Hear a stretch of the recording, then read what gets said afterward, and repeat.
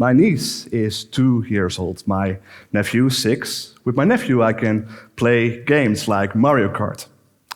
My niece, I have to take her to things like the zoo. She is in a very curious stage at the moment. And when I take her to the petting zoo, I try to point her to animals and I say, look over there, it's a goat. There's a chicken. Can you see what that is? And then that's a chicken as well. I said, very good. Is that a sheep? Yes, that's a sheep. And we do this every now and then. And sometimes she instructs me what a sheep is and a chicken, and sometimes I have to correct her a little bit, but she's very smart for her age. A repetitional process, much like AI, is working in its simplicity. I'm standing here before you today because my job has been impacted tremendously in the last year. The years before that as well with Corona, but the newest danger is called artificial intelligence. But rather, is it called a danger or an opportunity? So, flashback to November 2022. I was going to my class and a student walked up to me and said, "Sir, have you seen this program?" It was a generative AI program, like I know, but this one was able to write text. Very good text. And I came to the conclusion that it could also write in Dutch, it could write in English, it could write any language, and actually better on the level than the student who introduced it to me. And I asked the student, do you know what you can do with this power? To which the student said, yes, I could let it do my midterm paper, right? I said, yeah, but you should also be aware that I'm still your teacher, so I don't know whether that was the best thing to mention. But the genie was out of the bottle. ChatGPT was born. And we started embracing ChatGPT to a large extent in the classroom, at least in my classroom. Because you should know I am a bit of an educational geek as well as an idealist. Not necessarily an optimist, but I do like to see chances.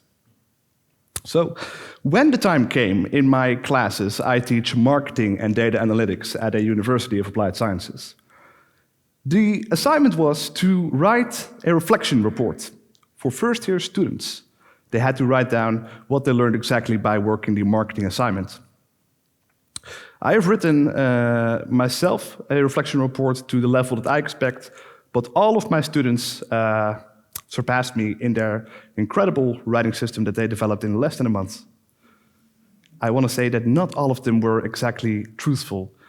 Emily Dickinson was nothing compared to some of the genius pieces that I wrote, to which my alarm, of course, goes off. And for me, that was an wow moment, realizing that AI, even though I have been working with it in my own career for the last 3 years, this is now also a tool that was used by students. And we can never go back. To the great dismay of some of my colleagues, of course, because what you should know from education in a University of Applied Science is that we have to create all the assignments and the exams over the summer period. So we were not prepared when the semester exams came in January. A lot of the exams were prone, or partly prone, to have at least impacted by generative AI, such as BART, Bing, ChatGPT, DALL-E, Midjourney, etc.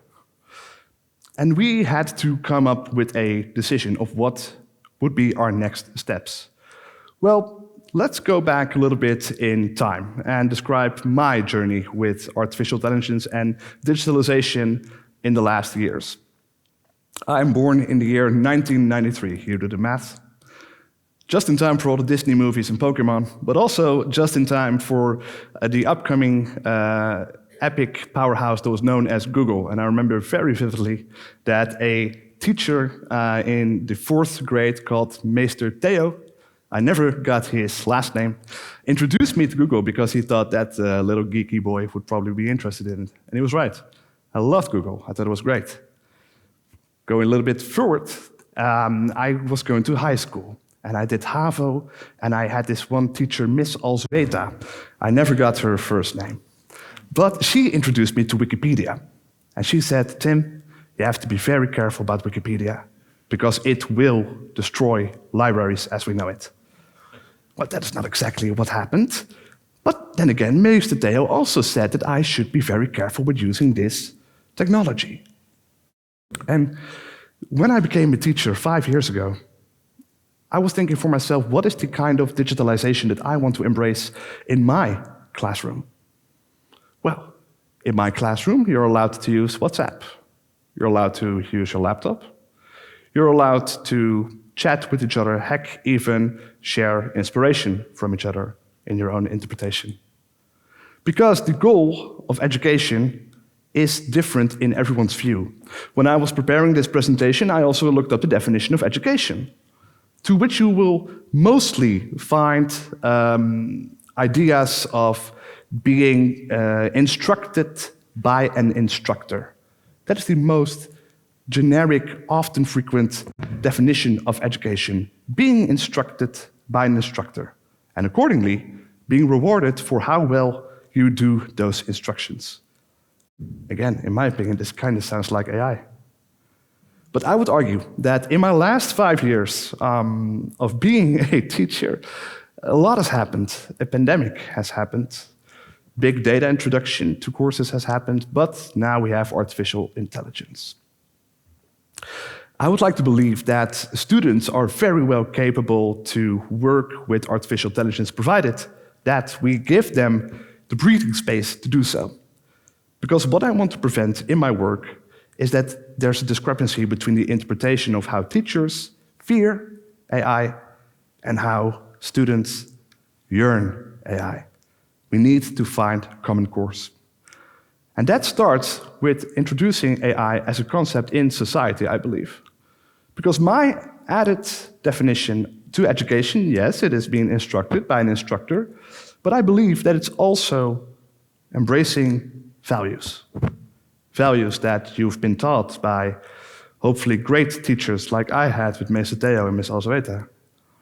But we need to make certain rules for that. And that is my crusade now at this moment. I am partly responsible for reworking 12 different studies in my building, the University of Applied Sciences where I teach. And we have different studies, such as international business, which is my area, as well as accountancy and real estate. And let me assure you that a study like accountancy has a far more difficult challenge in front of them because they are so focused on the output.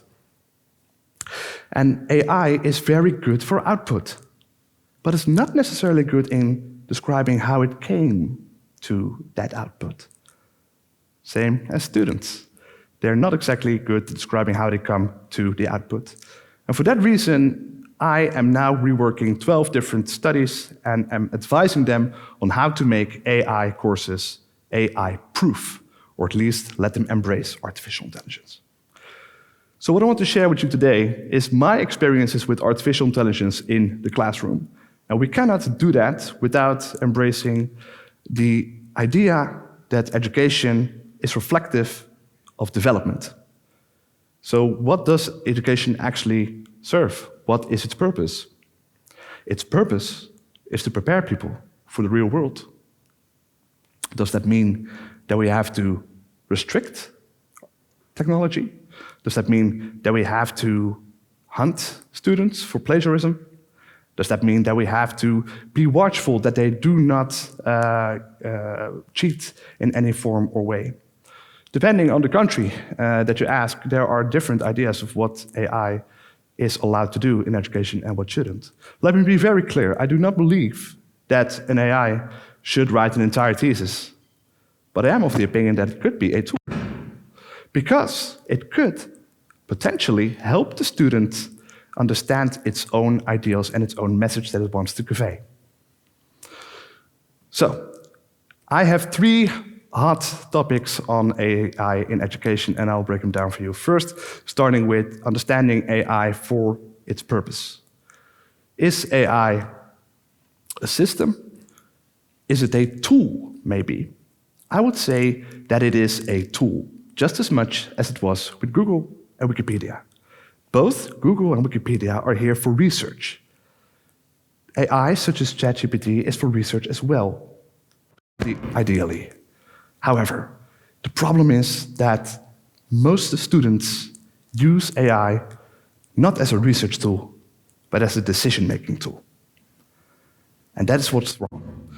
And who can blame them? If you have to write a partly of thesis and you are not that skilled or confident in your skills of writing a thesis, and you have a perfectly working chainsaw in front of you and you have to cut a tree, but you're not allowed to use the chainsaw, instead we give you a butter knife. Well, of course, there will be resistance. But the problem is in the moment that AI is used as a decision-making tool, and that is partly on the blame of students, and in its length on the blame of teachers being fearing of AI. The second hot take that I want to share with you is that I want to acknowledge that AI is changing education, but it's changing education at its current state. Education can change. Education can take new forms. One big trend that we see in didactics is that we work more from a summative test, meaning one take, one exam, to a more formative test. A formative test is that you check the development of the students throughout the weeks, forming towards an end goal instead of one summation. I personally believe that a formative assessment is almost always better than a summative assessment. However, you can imagine that working with a formative assessment means that I have to check my students almost on a weekly basis. Ideally, I have interviews with them and I have coaching meetings with them, and that takes time. And that's difficult. So AI is challenging education in its current form, but you can also consider for yourself, what should AI be in education? And I have done an attempt in order to make people understand that AI can do good things in education. About 2 years ago, I co-developed a minor program called AI for Society.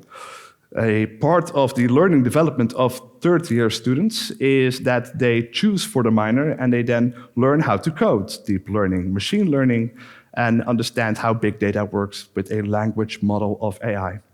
That is the technical part, that's AI. But the model is called AI for Society.